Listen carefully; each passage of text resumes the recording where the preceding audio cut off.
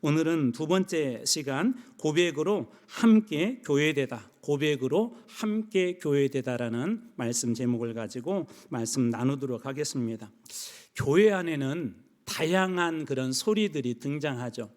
오케스트라에 다양한 악기들이 있는 것처럼 그 특색이 있고요, 소리가 다르고요, 또 다룰 수 있는 음의 영역이 다르기도 하고, 어떤 소리들은 이렇게 청아하면서도 또 어떤 소리들은 이렇게 두껍고 또 중한 그런 소리를 내는 다양한 소리들이 있습니다. 이런 소리들이 아무런 어떤 기준이 없이, 예를 들어서 여기 좋은 악기들이 수백 개가 이렇게 모였다 할지라도 어떤 기준이 없이 각자 소리를 내게 한다면 아름다운 소리는 절대로 나오지 않을 것입니다. 그것은 신앙에서도 마찬가지입니다. 우리 교회에 각자 여러분들 한 분 한 분은 오케스트라 보면 각자의 악기에, 어떤 분들은 바이올린과 같은 분들이 계시고, 또 어떤 분들은 또 이렇게 관악기인 트럼펫과 같은 그런 악기인 분들도 계시고, 또 어떤 분들은 자주는 아니지만 가끔 한번 해주는 트라이앵글 같은 그런 악기일 수가 있습니다.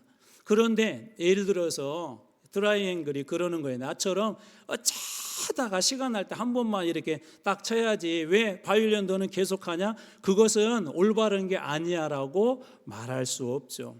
마찬가지로 교회도 이런 다양성들이 존재하는데, 이 다양성들을 깨는 것 중에 하나는 뭐냐면 극단주의예요. 왜 트라이앵글 나처럼 돼야 되는데 바이올린 너는 왜 그렇게, 트럼펫 나처럼 이렇게 소리를 길게 쭉 해서 사람들한테 통쾌함을 줘야 되는데 왜 너는 그렇게 소리가 작아라고 서로 이야기해서는 안 된다는 것입니다.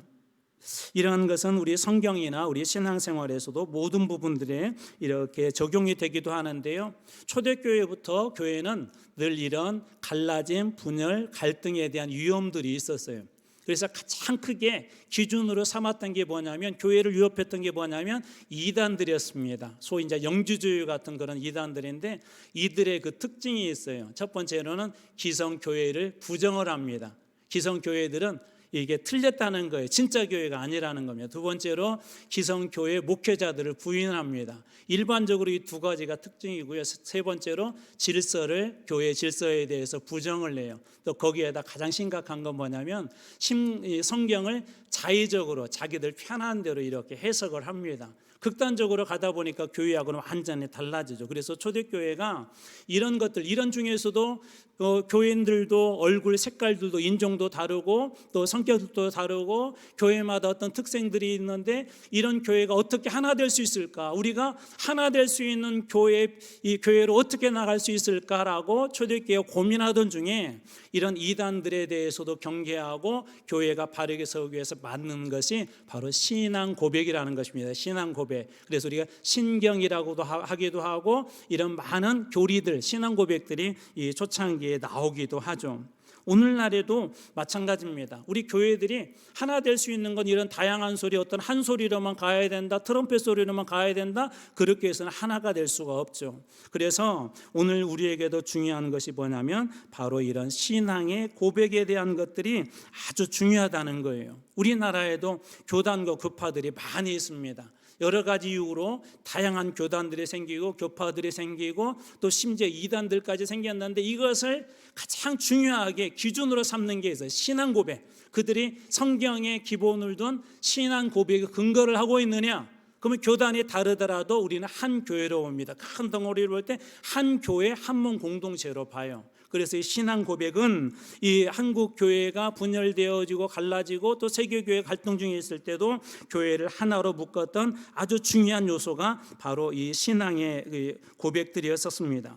초대교회에서도 이러한 저희들에게 주는 권면들이 여러 곳에 등장하는데, 그중에 골로새서 3장 15절 말씀입니다. 그리스도의 평강이 너희 마음을 주장하게 하라. 너희는 평강을 위하여 한 몸으로 부르심을 받았나니.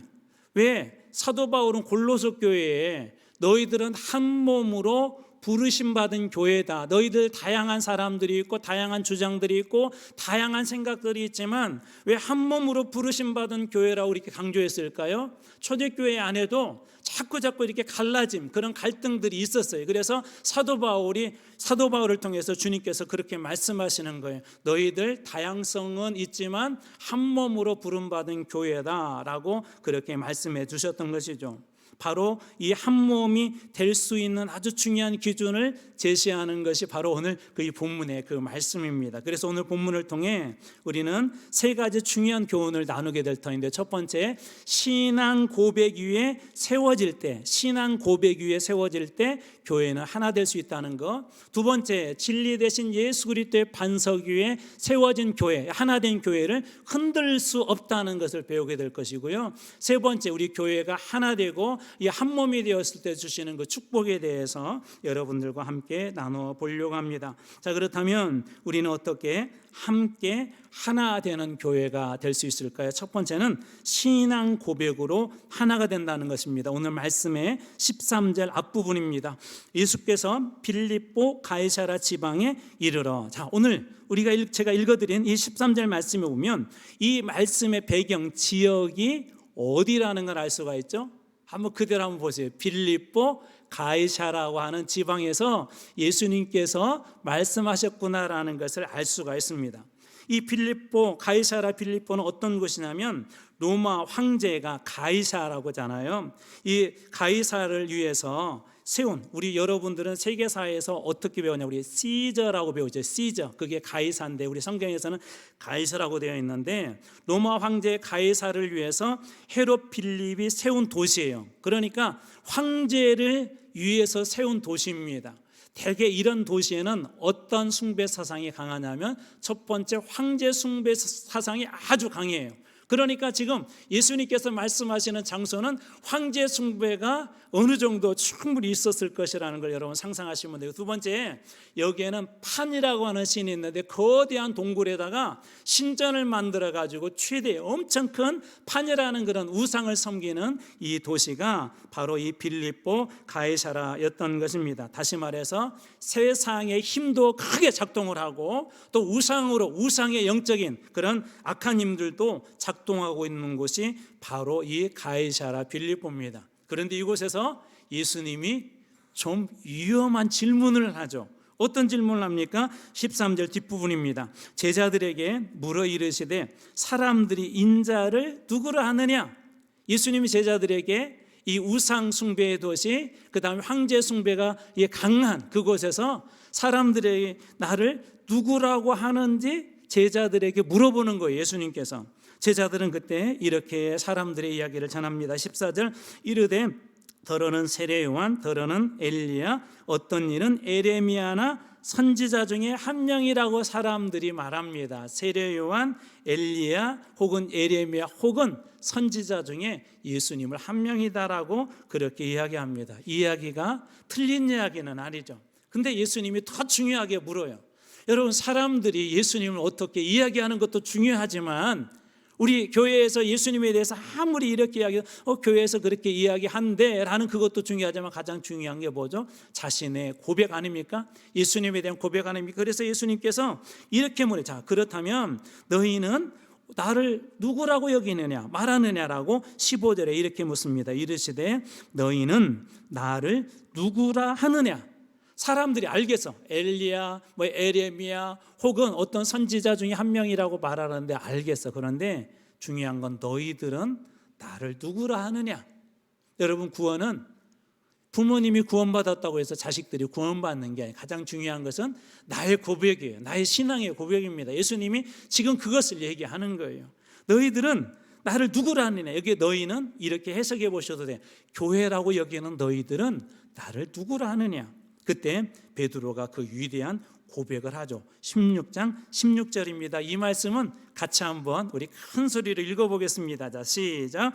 시몬 베드로가 대답하여 이르되 주는 그리스도시요 살아계신 하나님의 아들이시니이다. 누가 대답했다고요? 시몬 베드로가 대답했는데 주는, 예수님은, 자, 첫 번째 그리스도십니다. 뿐만 아니라 살아계신 하나님의 아들이십니다 라고 그렇게 이야기합니다. 그리스도 여러 번 설명드렸어요. 뜻이 뭐죠? 기름 부음을 받은 자라는 뜻이 있고, 구약의 메시아를 신약의 언어로 바꾼 거예요. 그러니까 바로 주는 그리스도라는 말은 예수님은 구약에 예언한 누구다라는 거예요? 메시아다라고 그렇게 이야기하고 있는 것이죠. 자, 이것이 위험한 고백이에요. 예수님께서 위험한 질문이라고 그랬잖아요. 왜 위험한 고백이라고요? 자, 이 지역은 로마 황제를 위해서 지어진 도시였었고, 그렇기 때문에 로마 황제 숭배 사상이 분명히 그 도시에 있었을 것이고, 거기에다가 판이라고 하는 우상을 섬기는 거대한 신전이 있는 도시가 바로 이 도시였기 때문에 그렇습니다.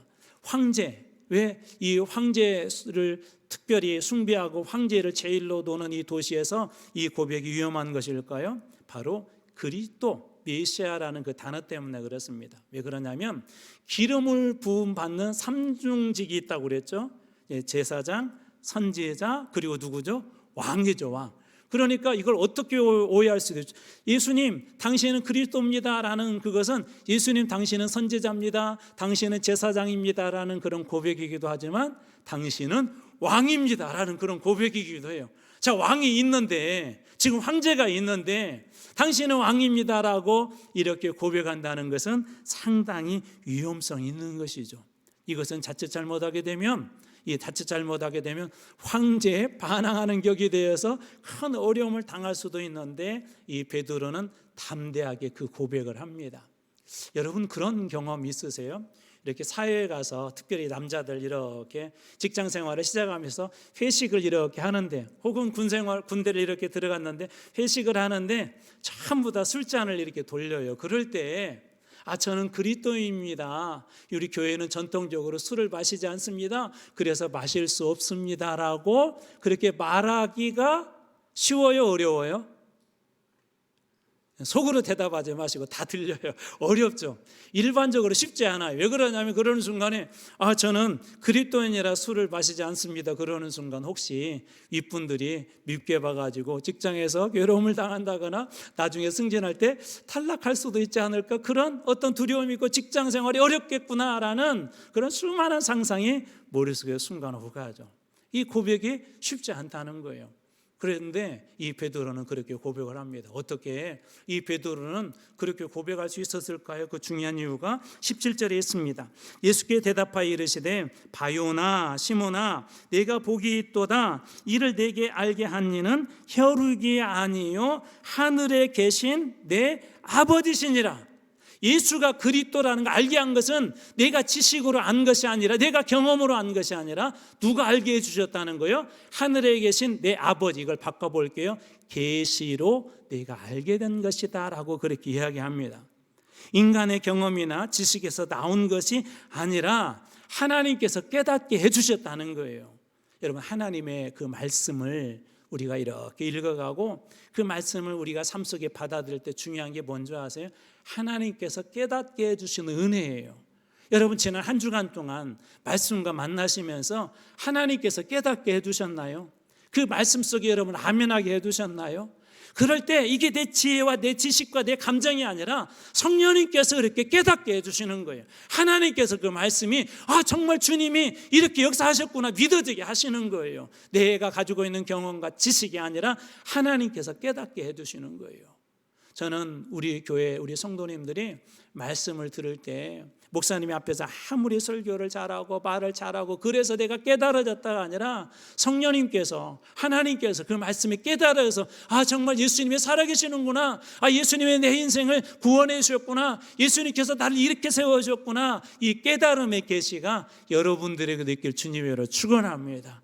그때 베드로처럼 담대하게 황제가 있는데도 우리 주님이 왕이십니다, 우리 주님이 제사장입니다, 우리 주님이 선지자입니다라고 그가 고백할 수 있었던 것처럼 그때 우리의 삶에 불공평한 일들이 다가온다 할지라도 우리도 주님을 그렇게 고백할 수 있을 것입니다. 그래서 주님 앞에 그렇게 고백하는 공동체, 우리 일제강점 이렇게 시대나 어려울 때마다 교회가 무너지지 아니하고 한 몸으로 갈 수 있었던 것은 예수 그리스도에 대한 이 신앙의 고백들이 교회에 분명했기 때문에 그래요. 폴리카비라고 하는 초대교회 교부는 그도 수많은 회유를 당했죠. 그는 심지어 로마 사람들에게조차 존경받는 사람이었습니다. 그런데 예수를 그가 끝까지 부인하지 않아서 화형에 처해지게 되었습니다. 그런데 그에게 마지막까지도 많은 사람들이 종용을 하며 선생님 한 번만 예수 모른다고 하세요. 한 번만 모른 척 하나님 그렇게 하나님 앞에 그렇게 하세요. 그리고 다시 돌아와서 예수 잘 믿으면 되잖아요. 그랬는데 이분은 그렇게 얘기를 해요. 하나님께서 한 번도 나를 버리지 않고 나를 부인하지 않았는데 내가 어떻게 그 예수를 모른다 부인할 수 있겠습니까? 그는 마지막까지 예수님이 나의 왕이십니다. 예수님이 나의 구주십니다라는 이 신앙의 고백을 끝까지 붙잡고 있었던 것이죠. 그래서 그 순교의 길을 그가 당당하게 걸어갑니다. 많은 교회들이 어렵고 힘들 때 버텨낼 수 있는 힘이 있었어요. 그게 뭐냐면 주님이 우리의 왕이십니다. 주님이 우리의 구원자십니다. 주님이 우리 교회의 구원자십니다라고 고백했던 그 사람들의 고백이 힘들고 어렵지만 교회가 하나 되게 하고 하나 된 그 교회가 그 어려움을 이겨나갈 수 있었던 것입니다. 사랑하는 성도 여러분, 저는 우리 여러분들이 주님 앞에 여러 가지 나의 생각을 나의 어떤 의견들을 내려놓아서 교회 하나 되는 그런 교회가 아니라 먼저 이 신앙 고백이 있길 주님으로 축원합니다. 그리고 이렇게 고백할 때 하나 되는 교회, 그래서 함께 교회되어서 주님의 나라의 일을 이루는 귀한 교회로 쓰임받는 여러분과 우리 교회 다 될 줄로 믿습니다. 두 번째로 진리의 반석 위에 세우라는 거예요. 베드로의 고백을 들으신 예수님은 교회사의 길이 남을 말씀을 하시죠. 18절 앞부분입니다. 또 내가 내게 이르노니 너는 베드로라 내가 이 반석 위에 내 교회를 세우리니. 누구 교회를 세운다고요? 내 교회를. 베드로 너는 반석이야. 내가 이 반석 위에 교회를 세울 거야. 이 말씀을 여러분들이 잘 해석하셔야 돼요. 왜 그러냐면 이 말씀 때문에 카톨릭하고 개신교가 나누게 된 아주 결정적인 계기 중에 하나가 바로 이 말씀에 대한 해석입니다. 근데 여러분 잘 보시면 무엇이 다르냐면 베드로라는 말하고 그다음에 반석이라는 말 어원은 똑같아요. 그런데 정확한 의미는 다릅니다. 어떤 의미냐면 베드로는 페트로스인데요. 그리고 이 반석은 그 요르단에 가면 아주 유명한 페트라라고 하는 그런 지역이 있는데 이 반석이라는 말이 페트라예요. 페트라 지역은 완전히 다 안반입니다. 거대한 안반의 그 도시 지역이에요. 그래서 이 베드로는 이 조약돌, 작은 돌, 특별히 바위 같은 게 깨어져서 나온 그 돌을 일반적으로 페트로스라고 그렇게 이야기를 하고요. 또 이것은 남성명사예요. 남성명사. 그런데 뒤에 반석이라는 말은 거대한 바위나 안반을 이야기하고 이건 여성명사입니다. 그러니까 이 앞에서 이야기하는 베드로와 뒤에 반석은 전혀 다른 거예요. 전혀 다른 겁니다. 그런데 어떻게 해석을 하냐면 바로 이 베드로 위에 교회를 세우겠다 해서 베드로를 일대 교황으로 이렇게 세우지 않습니까? 그런데 그렇지 않다는 것을 오늘 우리가 원어만 보도 알 수가 있습니다. 예수님의 말씀은 그래서 이런 뉘앙스를 가시죠. 베드로 너는 작은 돌이야. 그런데 나는 내가 고백한 이 거대한 진리의 안반 위에 이 고백 위에 내 교회를 세울 거야 라고 예수님은 그렇게 이야기합니다. 여기서 중요한 것은 뭐냐면 교회는 연약한 한 개인 베드로라고 하는 조약돌 같은 우리 위에 세워진 것이 아니라 주는 그리스도시요 살아계신 하나님의 아들입니다라고 하는 거대한 고백이라는 이 안반 위에 이 반석 위에 주님께서 이 교회를 세우셨다는 것입니다. 베드로의 신앙 고백은 진리에 대한 고백이었었고 예수 그리스도가 메시아며 반석이며 진리였던 것을 고백했던 것이죠. 다시 말해서 예수님께서 바로 이 베드로의 고백 위에 이 교회를 세우겠다고 이야기하신 것입니다. 여러분 교회의 진리는 예수 그리스도밖에 없습니다. 우리 신앙의 고백의 가장 중요한 분은 예수님이 되셔야 돼요. 여러분, 우리 교회 삶을 이렇게 살아가고 교회 봉사를 하면서 가장 높임 받아야 될 중심은 누구냐면 예수님이세요. 그것이 신앙의 고백이 되었던지 우리의 교회의 여정이 되었던지 가장 그 중심은 진리 대신 예수 그리스도입니다.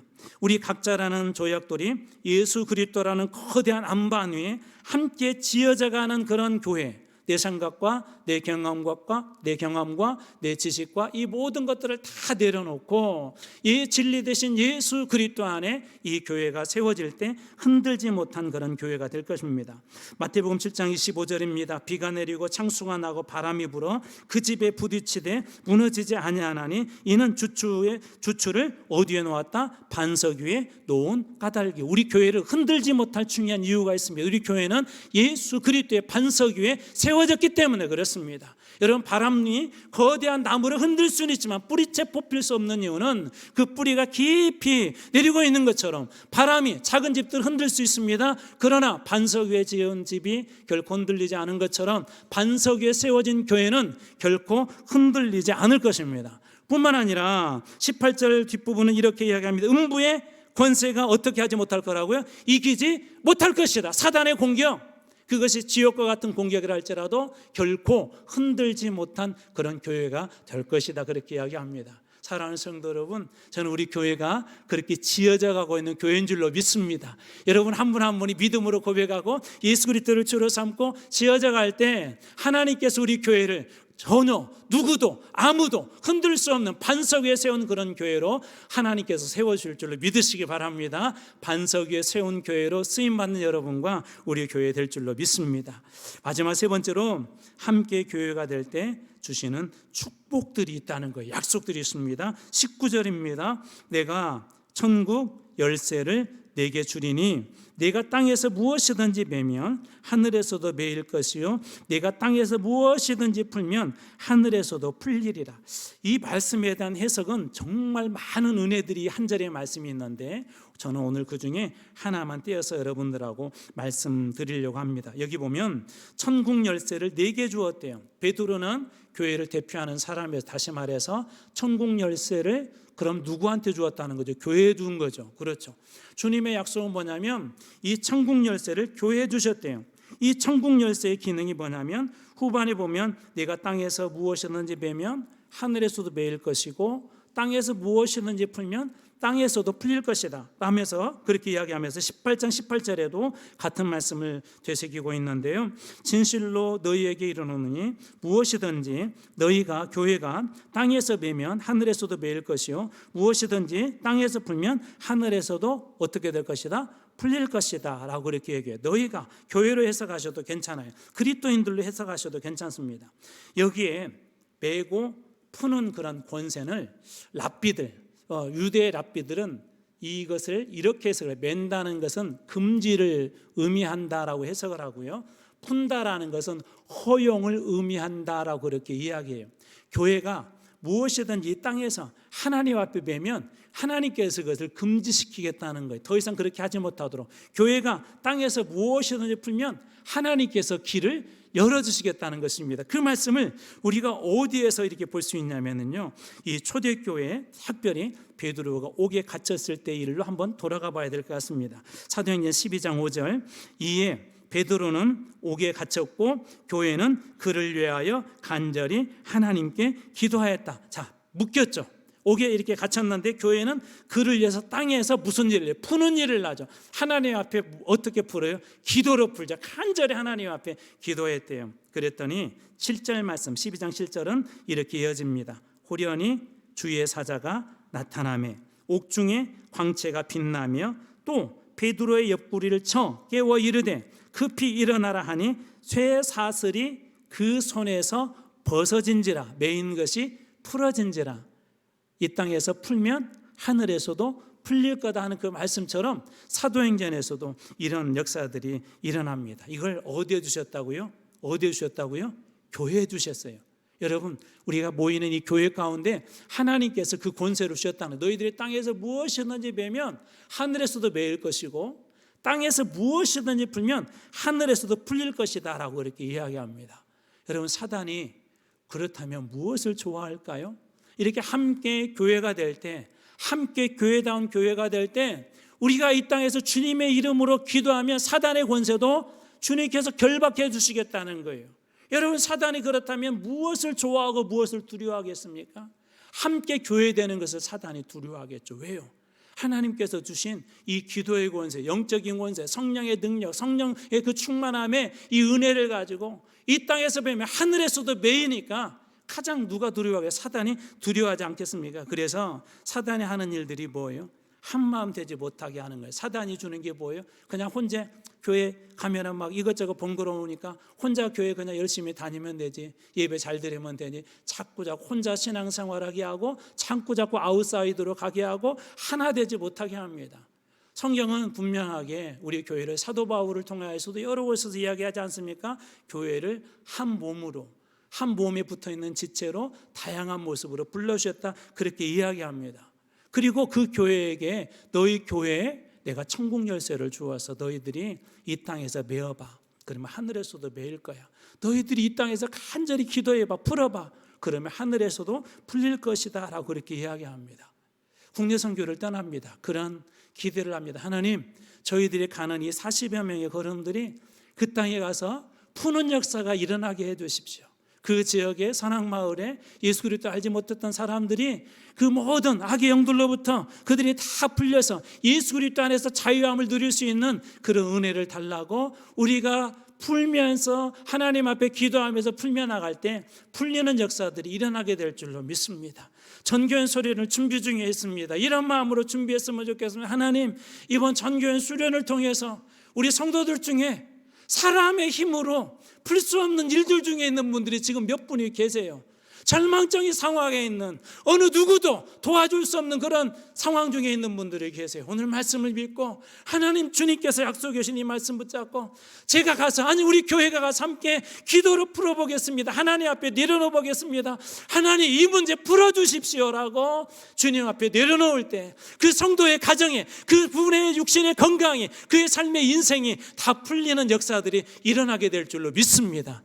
이건 제 얘기가 아니라 주님의 약속이에요. 너희들이 땅에서 무엇이 있는지 풀면 그 사람에게도 풀릴 것이다. 여러분, 우리가 기도할 때 그 인생에 반드시 하나님께서 이 약속처럼 풀으실 줄로 믿으시기 바랍니다. 여러분들이 기억하는 그 성도님을 위해서 기도할 때 악한 것들은 주님께서 결박하여 주시고, 하나님께서 그 모든 것들을 맡겼던 문제들은 풀어주셔서 하나님께서 풀고 묶으시는 역사들을 여러분들이 직접 경험하는 이 7월 한 달에 다 되시길 주님의 이름으로 축원합니다. 이제 말씀을 마무리합니다. 교회의 가장 근원적인, 우리가 교회가 어떻게 하나 될 수 있을까? 어떻게 하나 된다고? 신앙 고백으로 하나 되는 거예요. 주님이 그리스도십니다. 주님이 왕이십니다. 그럴 때 우리가 하나 될 수 있는 거예요.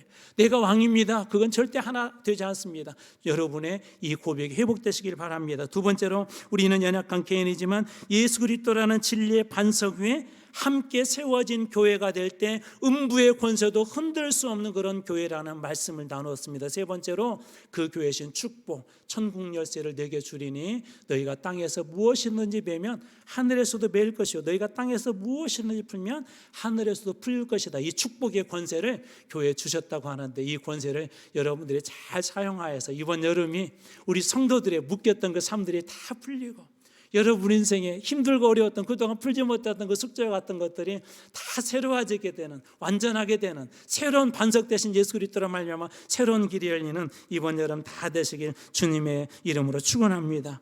나의 신앙을 넘어 우리의 고백으로, 나의 만족을 넘어 우리의 사명으로, 개인주의 파도를 넘어 세상을 이기는 능력 있는 주님의 교회로 함께 세워져가는 그런 교회 되길 주님의 이름으로 축원합니다. 기도하겠습니다.